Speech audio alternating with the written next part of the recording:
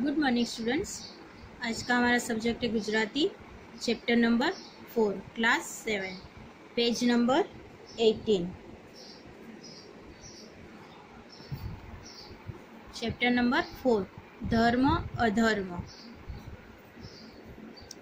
एक मोटू नगर हतुं। एक बड़ा नगर था। तेमां बे मित्रों रहता हता। उसमें दो दोस्त रहते थे। एकનું नाम धर्म और बीजाનું नाम अधर्म हतुं।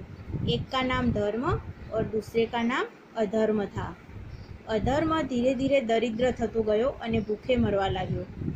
अब अधर्म धीरे धीरे दरिद्र गरीब होता गया और भूख से मरने लगा।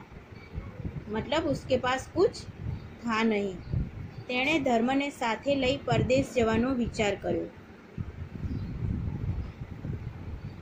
उसने धर्म को अपने साथ परदेश ले जाकर वहाँ जाने का सोचा। जो धर्म साथे होय तो तेनी बुद्धि ना लीधे धन प्राप्ति थाय। अधर्म ने क्या सोचा कि अगर धर्म मेरे साथ रहेगा तो उसकी बुद्धि से मैं धन प्राप्त कर सकता हूँ। एवो विचार करी अधर्म धर्म पासे आव्यो। ऐसा सोचकर अधर्म धर्म के पास आया और उसने धर्म से कहा, આપણે આવડા મોટા થયા છતાં દેશાવર ગયા નથી। જો આપણા બાળકો પૂછશે તો આપણે શું કહીશું? उसने अधर्म ने धर्म से कहा कि हम कभी परदेश नहीं गए। अगर हमारे बच्चों ने कुछ पूछा तो हम उनको क्या जवाब देंगे? देश परदेश जवाती विद्या, धन और कलानी प्राप्ति थाय छे। परदेश जाने से विद्या, धन और कला की प्राप्ति होती है। जुदा जुदा वस्त्र परिधान, जुदी जुदी भाषाओं और जुदा जुदा रिवाजों जोवा मळे छे। अलग अलग तरह का पहनावा, अलग अलग भाषाएं और अलग अलग रीत रिवाज देखने को मिलते हैं। जे धरती ने पीठ पर घूमीने आ बधुं जोता नथी तेनुं जीवन व्यर्थ छे। जो लोग धरती की पीठ पर घूमकर ये सब नहीं देखते उनका जीवन व्यर्थ है। अधर्मनी वात धर्मना गळे उतरी गई અને બંને જણા પોતાના વડીલોની આજ્ઞા લઈ સારા સુકન જોઈ પરદેશ જવા ચાલી નીકળ્યા। अधर्म की बात धर्म को सही लगी और दोनों अपने बड़े बुजुर्गों का आशीर्वाद लेकर अच्छा सा मुहूर्त देखकर परदेश जाने के लिए चल पड़े। બંને જણા પરદેશ રહી પુષ્કળ ધન કમાયા, પરંતુ પરદેશમાં ઘણો સમય થઈ જવાથી એમણે પોતાની જન્મભૂમિનું સ્મરણ થઈ આવ્યું। તેથી તેઓ પોતાના દેશ આવવા નીકળ્યા। वो दोनों परदेश में रहकर बहुत धन कमाए, परंतु परदेश में बहुत समय रहने के बाद उन्हें अपने जन्मभूमि की, अपने गांव की याद आने लगी। इसीलिए वो अपने देश आने के लिए निकले। वहाँ से नगरनी पासे आवी अधर्मए धर्मने कहेवा लाग्यो, भाई थोड़ू धन गुप्त स्थळे दाटी देवुं जोईए अने आपणो परिवार सुखेथी रहे एटलुं धन ज लईने घरे जवुं जोईए। नगर के पास आकर अधर्म ने धर्म से कहा कि भाई थोड़ा सा धन हमको छिपा कर रख देना चाहिए और अपना परिवार जिससे सुखी रह सके उतना ही धन हमको घर ले जाना चाहिए, बाकी सब छुपा कर रख देना चाहिए। जो एम नहीं करिए तो सगा संबंधियों अपनी पासे धननी मांगनी करसे और अगर हम ऐसा नहीं करेंगे तो हमारे सगे संबंधी हमसे पैसे या धन मांगेंगे और हमसे आशा रखेंगे। कहवाय छे कि बुद्धिमान मनुष्य थोड़ू घणुं धन तो गुप्त राखवुं ज जोईए और कहा जाता है कि बुद्धिमान मनुष्य को अपना थोड़ा बहुत धन तो छुपा कर रखना ही चाहिए। धर्म अधर्मनी बात साथे सम्मत थयो और धर्म को अधर्म की बात सही लगी। वो उसकी बात से सहमत हुआ અને બંને જણે વધારાનું ધન ઘડામાં ભરી એક ખીજડાના ઝાડ નીચે ખાડો खोदी दाटी दीधું। તે પછી બંને જણા ઘરે गया। और अब क्या हुआ, धर्म को अधर्म की बात सही लगी तो उसकी बात से सहमत होकर दोनों ने अपने साथ पूरा धन लेकर नहीं गए और थोड़ा सा धन वहाँ एक पेड़ के नीचे गड्ढा खोदकर एक घड़े में भर के वहीं छिपा दिया और फिर दोनों थोड़ा थोड़ा धन अपने साथ लेकर घर गए। થોડા દિવસ પછી અધર્મ મધરાતે ઉઠ્યો અને એકલો પેલા ખીચડાના ઝાડ પાસે જઈ પોતાનો ઘડો ખાલી કરી એમાંનું ધન પોતાને ઘરે લાવ્યો ને ઘરમાં છુપાવી દીધું। कुछ दिनों के बाद अधर्म एक दिन रात को उठा और अकेला ही वहाँ उस पेड़ के पास जाके गड्ढा खोद के अपने घड़े में जो धन था वो लेकर और वो खाली घड़ा वहीं वापस छुपा कर रख दिया और वो धन अपने पास लेकर अपने घर में छुपा दिया। थोड़ा दिवसों बीती गया પછી અધર્મ ધર્મ પાસે આવ્યો અને તેણે કહ્યું, ભાઈ, ઘરમાં ખાનારા ઝાઝા હોવાથી મારી પાસે ધન ખૂટવા આવ્યું છે અને તું પણ મૂંઝાતો હોય એમ લાગે છે, તો ચાલ આપણે થોડુંક ધન કાઢી લાવીએ, છતે ધને દુઃખ ભોગવવાનો શો अर्थ।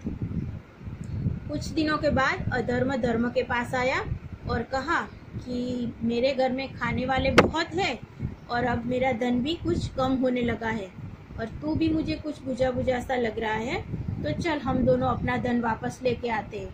अपने पास धन होते हुए भी दुखी होने का कोई फायदा नहीं है। तो ये सोचकर दोनों, धर्म बोलो भाई जेवी तारी इच्छा, ये सोचकर दोनों अपना अपना धन लेने उस पेड़ के पास पहुँचे। તે પછી બંને મિત્રો જંગલમાં ગયા અને પેલા ખીજડાના ઝાડ નીચે ખોદવા માંડ્યું। फिर दोनों दोस्त उस जंगल में गए और उस पेड़ के नीचे जहाँ उन्होंने धन छिपा के रखा था वो गड्ढा खोदने लगे। अधर्मએ પોતાનો ઘડો કાઢ્યો तो खाली खम હતો।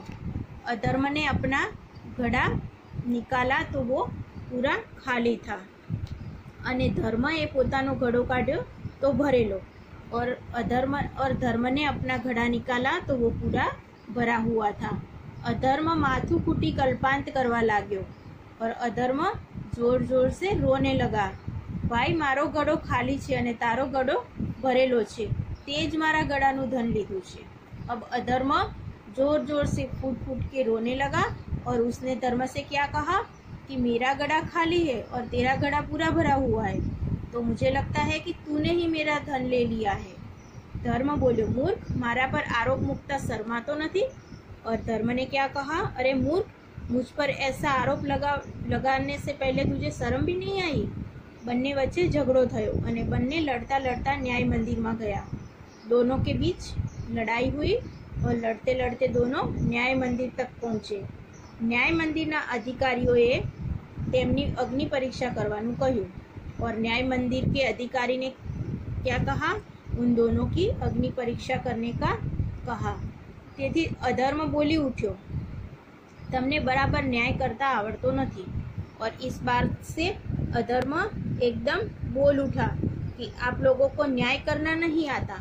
नीति शास्त्र में कह્યું છે कि पहला लेख पत्रनी चकासणी करवी जोईए। अधर्म ने क्या कहा कि आप लोगों को न्याय करना नहीं आता। नीति शास्त्र में लिखा है कि पहले लेख पत्र यानी कि जो लिखा हुआ हो, जो करार किया हुआ हो, उसको देखो। लेख पत्र न हो तो साक्षी ने पूछपरछ करवी જોઈએ। अगर लेख पत्र नहीं है तो साक्षी से पूछो। બંને માંથી कोई न हो तो ज अग्नि परीक्षा लेवाय। अगर दोनों में से कोई नहीं है तभी अग्नि परीक्षा ले सकते हैं। ચાલો આપણે વનમાં જઈએ અને વૃક્ષ દેવતા પાસે જઈ તેમને પૂછી જોઈએ। અમારા બંનેમાંથી જેને ચોર કહે તે ચોર। अब अधर्म ने क्या कहा कि चलिए हम लोग वन में जाकर वृक्ष देवता से ही पूछते हैं और वो जिसको हम दोनों में से चोर कहेंगे वही चोर होगा। अधर्मनी बात सांभળી બધાએ કહ્યું, આવતીકાલે આપણે વનમાં જઈ વૃક્ષ દેવને પૂછીશું। और अधर्म की बात सुनकर सबने क्या कहा, ठीक है चलिए कल हम वन में जाकर वृक्ष देवता से पूछेंगे। अधर्म रात्रे तेना पिताजीने कहेवा लाग्यो, पिताजी આપણે ધર્મ સંકટમાં મુકાયા છીએ, જો તમે સહાય નહીં કરો તો આપણી કીર્તિ અને ધન બધું જ નાશ પામશે।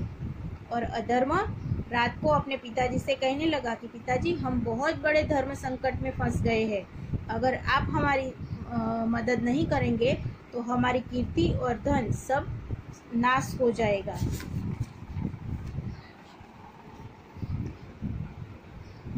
भाई जे होय ते खुलीने कहे, कीर्ति અને ધનની रक्षा માટે तू જેમ कहीस एम हूँ करीस। अधर्म के पिता ने क्या कहा कि जो भी बात है तुम्हारे दिल में वो खुल के मुझसे बात करो। अपनी कीर्ति और धन की रक्षा के लिए तुम जो कहोगे मैं वो ही करूँगा। અધર્મના પિતાએ કહ્યું, પિતાજી એક જ માર્ગ છે कि અમે જે વૃક્ષ નીચે ધન દાટ્યું હતું તે વૃક્ષમાં પોલાણ છે। और अधर्म ने अपने पिता से क्या कहा कि पिताजी अभी इसका एक ही मार्ग है कि हमने जिस वृक्ष के नीचे अपना धन छिपाया था उस वृक्ष में छुपने की जगह है। जो तमे सवारे वहेला जई वृक्षना पोलाणमां छुपाई जाओ, अमे ज्यारे पूछीए त्यारे तमे धर्मने चोर कहो तो आपणुं धन बची जाए अने बीजू धन आपणने फोगटमां मळे। अधर्म ने क्या कहा अपने पिता से कि अब एक ही रास्ता है अपने धन को और कीर्ति को बचाने का कि जिस पेड़ के नीचे हमने धन छिपाया था वहाँ एक छिपने की जगह है। अगर आप सुबह जल्दी जाकर उस वृक्ष में छिप जाएंगे तो हम और हमारे पूछने पर आप धर्म को चोर कहेंगे तो हमारा धन भी बच जाएगा और दूसरा धन हमको ऐसे ही मिल जाएगा। बीजे दिवसे अधर्मना पिता वहेली सवारे निकली पेला झाड़ना पोलाणमां छुपाई गया और दूसरे दिन अधर्म के पिता सुबह जल्दी जाकर उस पेड़ में छुपने की जगह थी वहां छुप गए। समय थयो एटले न्यायालयना अधिकारीओ पंच लईने पेला झाड़ पासे आवी पहोंच्या और अब समय होने पर न्यायालय के अधिकारी पंच को लेकर उस पेड़ के पास आ गए। धर्म और अधर्म पण त्यां आवी गया। धर्म और अधर्म भी वहां आ पहुंचे। अधर्मए झाड़ सामे बे हाथ जोड़ी पूछ्યું, हे वृक्ष देवता, आपना नीचे जे धन हतुं ते कोण चोरी करी गयुं छे? अधर्म ने अब उस वृक्ष से दोनों हाथ जोड़कर पूछा कि हे वृक्ष देवता, आपके नीचे हमने जो धन छुपाया था वो धन हम दोनों में से किसने चोरी किया है? झाड़मांथी बैठेलो अधर्मना पिता बोल्या, बधुं धन धर्म ज चोरी करी गयो छे। और वृक्ष में छिपे अधर्म के पिता ने कहा कि सारा धन धर्म ही चोरी कर गया है। आ वृक्ष देवतानी बात सांभळी न्याय अधिकारीओ धर्मने शिक्षा करवानो विचार करवा लग्या और वृक्ष देवता की यह बात सुनकर न्यायालय के अधिकारी धर्म को शिक्षा करने का विचार करने लगे, उसको शिक्षा देने का सोचा। एटलामां धर्मए आजूबाजूथी घास चाखरा भेगा करी झाड़ना मूळमां गोठवीने सळगाव्या और उतने में ही धर्म ने क्या किया, अपने आसपास से थोड़ा सा सूखा घास और थोड़ी सूखी पत्तियां ये सब जमा करके एकदम पेड़ के पास जलाया। झाड़ना पोलाणमां अग्नि ज्वाला जता अधर्मना पिता ओ बापरे मरी गयो कही चीस पाड़ी बाहर आव्या और अब उस अग्नि ज्वाला से अधर्म के पिता अग्नि ज्वाला उनको छूने से ओ बापरे मर गया ऐसा कहकर चिल्लाकर जोर से बाहर आ गए। ત્યાં ઉભેલા લોકો આ કૌતુક જોઈને આશ્ચર્યમાં ડૂબી ગયા और वहाँ खड़े हुए लोग इसको देखकर बहुत आश्चर्यचकित हुए। बिचारा अधर्मना पिताનું આખું શરીર દાઝી ગયું હતું અને તેની આંખો પણ ફૂટી ગઈ હતી। इससे क्या हुआ, अधर्म के पिता का पूरा शरीर जल गया और उनकी आंखें भी फूट गई। જ્યારે આખી વાત બધાની સમક્ષ અધર્મના પિતાએ કહી ત્યારે બધાએ અધર્મને સજા આપી અને ખીજડાના ઝાડ પર લટકાવી દીધો। जब अधर्म के पिता ने सारी बात सबको बताई कि अधर्म ने उनसे क्या कहा था और उन्होंने क्या किया, तब सब लोगों ने अधर्म को सजा देने का सोचा, उसको शिक्षा देने का सोचा और उसी पेड़ पर उसको बांधकर लटका दिया। धर्मना वखाण करता करता बधा सौने घरे गया और धर्म की प्रशंसा करते हुए सब लोग अपने अपने घर गए। ये थी कहानी धर्म और अधर्म की। इस कहानी से हमको क्या सीख मिलती है कि अधर्म करने वाला चाहे कितनी भी चतुराई से काम कर ले, लेकिन विजय आखिरकार धर्म की ही होती है। तो हमेशा हमको किसका साथ देना है? धर्म का। हमेशा धर्म के रास्ते पर ही चलना है। नेक्स्ट वीडियो में मैं आपको इसकी वर्कशीट भेजूंगी। वो आपको अपनी नोटबुक में कंप्लीट करनी है।